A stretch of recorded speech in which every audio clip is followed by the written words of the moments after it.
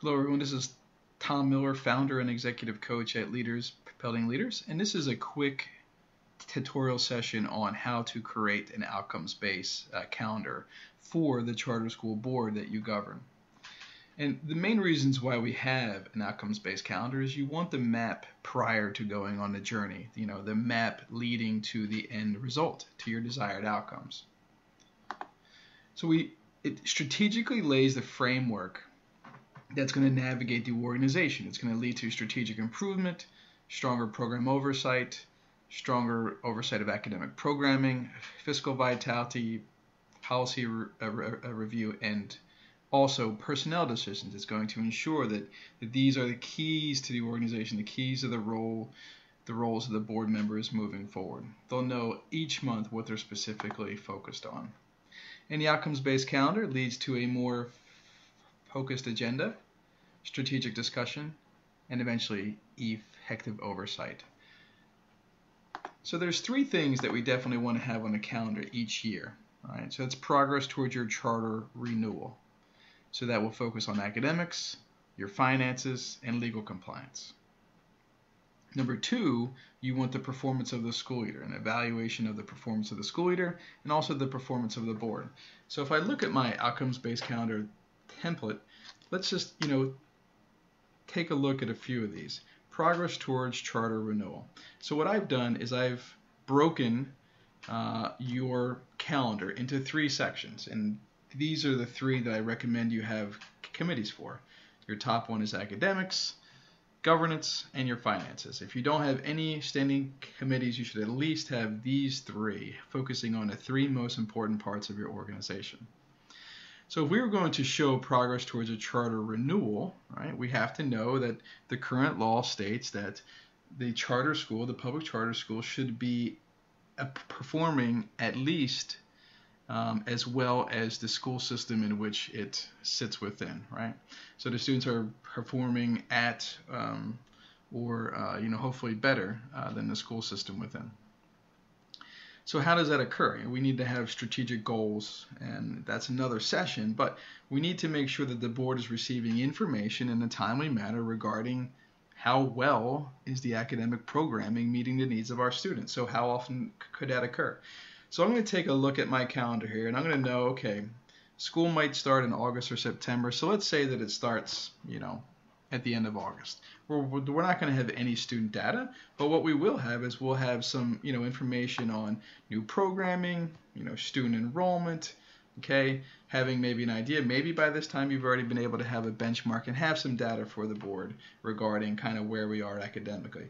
At least we should know, where these students come from and have a pretty good idea. But in September, we might see, last year's academic results, right? So usually it takes a little bit of time for the Department of Public Instruction. So I know as a board member, every September I'm going to see a pretty good overview of last year's academic results. And as a board member, most importantly, I'm going to ask a question. So what are we doing differently, depending on what the results say. So from that, I have a baseline, right? Last year's academic results create a baseline for you. So if you're only relying on state tools to assess your academics, then you are only going to get summative data, right? You're only going to get once a year. So you need something at least, I would say, quarterly to 3 times a year, demonstrating how our students, how well the performance is, going so far this year. So that's our, so we've got August, we've got September. Now let's look at October. October might be a time where we have our first academic progress report, our first quarter benchmarks. We also should see results from the BOG, that's the beginning of the year assessment for 3rd grade in reading, right? So there's a lot of data here, and as a school leader, I can demonstrate need, for us. It might be more interventionist, different academic programming, and so forth. One important report that could come academics in December is our exceptional children's head count. It's important for the board to know and understand how many, what percentage of our population of students are students with disabilities. So I may give a head count report. You'll notice when we look at academics, there's not something every month just really because it's hard to demonstrate progress academically on a month-by-month basis in a larger snapshot, right? How the board's performing. But you know that every day, academically, all the teachers are assessing students. So this goes, throughout the year. So we have our academic report. We have another, like a mid-year benchmark in January, you'll see. And then maybe a third quarter benchmark in April as we start to prepare for the end of grade tests, okay? We want to make sure that we're including K-2 evaluations, okay, within here. So within our quarterly reports, and we'll go a little bit deeper into academics. So that's just an example. Let's look at the performance of the school leader. Now, you at least need an end-of-the-year evaluation. Now, how long does that take to occur, and who does it? So let's say that it's the governance committee's responsibility, and let's say we have a mid-year school leader evaluation completed. Okay.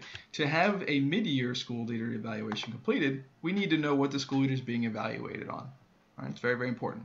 Are there the organizational goals? Is it a job description?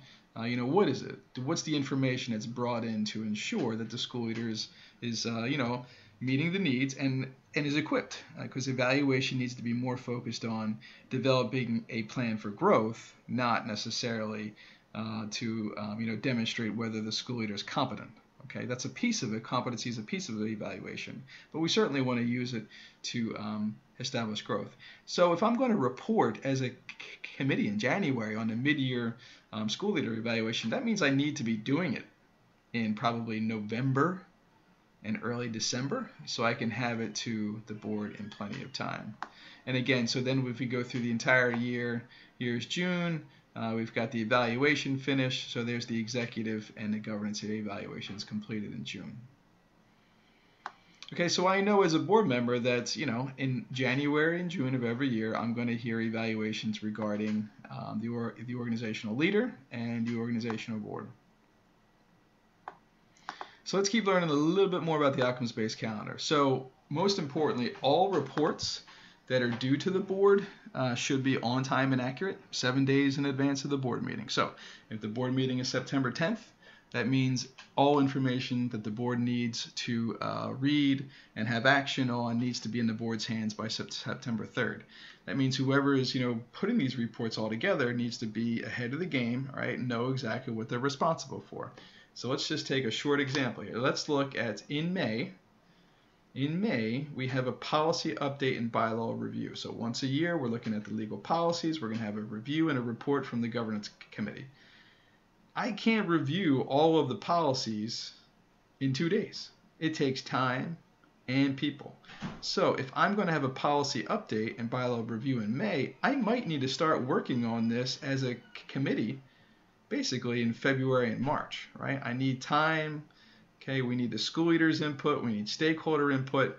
So committees themselves should also have their own strategic calendar based upon the overall calendar of the school. All right. So the report's on time and accurate, focused on the mission-based outcomes, the value-based outcomes of the organization. And most importantly, if it doesn't inform the board on the mission-based outcomes and support the board in achieving the organizational goals, it really should not be discussed at the board meeting or on the agenda. So let's look at finances. We haven't talked about finances yet. So here's 4 essential financial reports. Again, should be timely and accurate and comprehensive. Everybody should have a pretty good understanding of how money comes in and how and why it goes out and who's responsible for that. So really, I don't have any money and I look at my bank account every morning.